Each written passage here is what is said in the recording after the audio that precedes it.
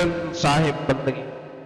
सदगुरु कबीर साहब के चरण बंदगी, महंत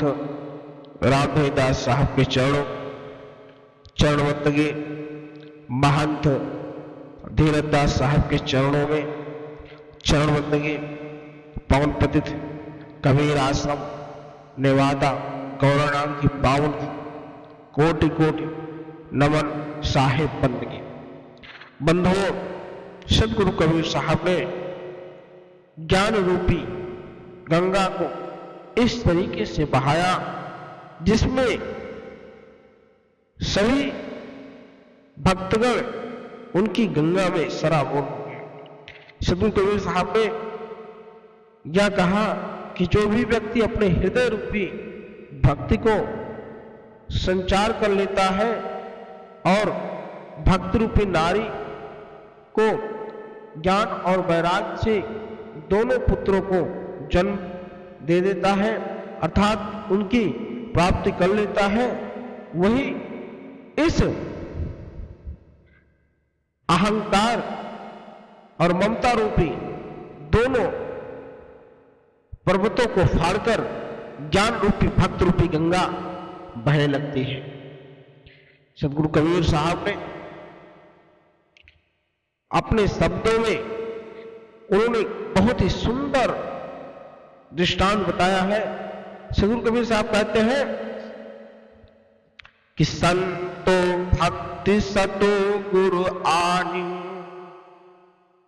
नारी एक पुरुष दुई जाया, अबूझो पंडित ज्ञानी, पाहन फोर गंगे कनिकरे, 14 पानी पानी, तहि पानी दुय पर्वत भूणे, दरिया लहर समानी, उड़मा की तरवर को लागी, बोले कैवानी, वह माखी को माखा नाही, गर्भ रहो बिन पानी, नारी सकल पुरुषां खाए, ताते रहे अकेला, कहे कबीर जो अब की भूज, सोए गुरु हम है चेला। सदगुरु कबीर साहब कहते हैं कि हे संतो, यह समझो, यह जान लो, अपने हृदय में श्रद्धा भाव और भक्ति उत्पन्न करो, मन के अंदर भक्ति को जागृत करो, क्योंकि ज्ञान और वैराग्य नामक ये दो पुत्र इस भक्ति रूपी स्त्री की ही है। और आगे सदगुरु के कहते हैं, हे पंडितों, अरे विद्वानों, इस बात को समझने की कोशिश करो और समझो। जिस तरह से हिमालय के ऊंचे पर्वतों पर शिखरों को तोड़कर गंगा नदी अवतरित हुई और जिसके कारण मैदानों में, खेतों में, खलिहानों में उसका पानी बहा और बिखेर दिया और चारों तरफ खुशियां बिखेर दी, उसी प्रकार मनुष्य अपने जीवन के खेत खलिहानों को भरने के लिए अपने हृदय रूपी पहाड़ को, हृदय रूपी पर्वत को फाड़कर एक भक्ति रूपी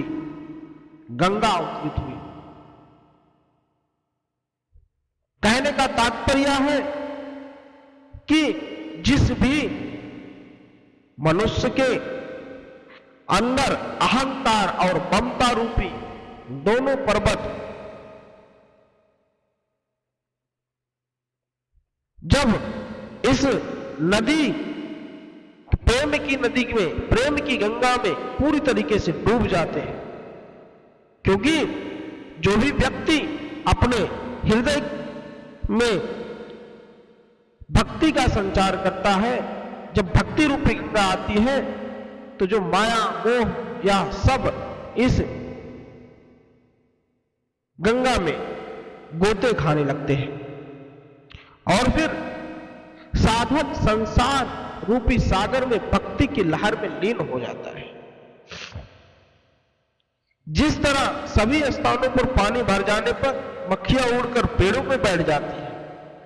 और आवाज करने लगती है, उसी प्रकार अध्यात्म को रस को पूर्ण हो जाने पर जीव मनोवृत्त संसार के से धरातल से उड़कर पवित्र होकर स्वरूप ज्ञान रूपी उच्चतम वृक्ष पर जाकर बैठ जाता है और स्वरूप ज्ञान की बातें करने लगता है। सदगुरु कबीर साहब कहते हैं कि मनुष्य के अंदर अगर ज्ञान हो जाए, मनुष्य के अंदर स्वरूप रूपी का वास हो जाए, तब वह मनुष्य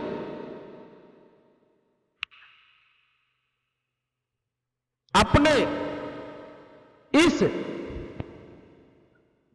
मन के अंदर जो विषय वैराग है उसको छोड़ देता है। उसका मन बिल्कुल निर्मल जब हो जाता है तो उसका जो यह मन है वह कहीं इधर उधर नहीं लगता और जब भक्ति में मन लग जाता है तब उसे सभी चीजों की प्राप्ति हो जाती है, जिसके लिए वह बहुत दूर दूर तक भटकता रहता है। सदगुरु कबीर साहब कहते हैं कि माया रूपी और इस माया को छोड़कर वह भक्ति में लीन होने के कारण इस भक्ति की गंगा में नहाने लगता है। उसी प्रकार जिस तरह बिना मनुष्य के वीर से किसी स्त्री के गर्भ रह जाए तो आश्चर्य होगा, उसी प्रकार बिना किसी सहारे के केवल भक्ति के प्रताप से विश्व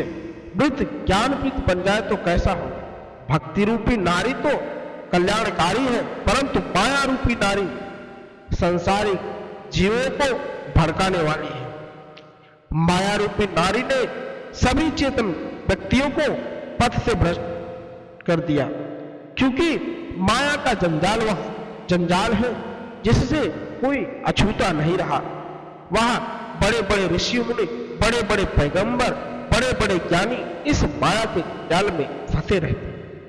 और वह माया के जंजाल में फंसकर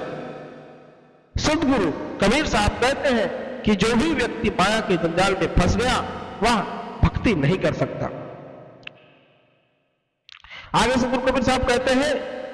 इसलिए चैतन्य पुरुष को चाहिए कि माया रूपी नारी को छोड़कर अकेला रहे, असंग हो जाए। सदगुरु कबीर साहब कहते हैं, मानव जीवन के निज स्वरूप को बोध पाकर स्थिर पुरुष स्वयं गुरु है, महान है और वह उसका दास बनने के लिए तैयार हो। सदगुरु कबीर साहब का कहने का तात्पर्य यह है कि जो भी व्यक्ति अपने अंदर मन को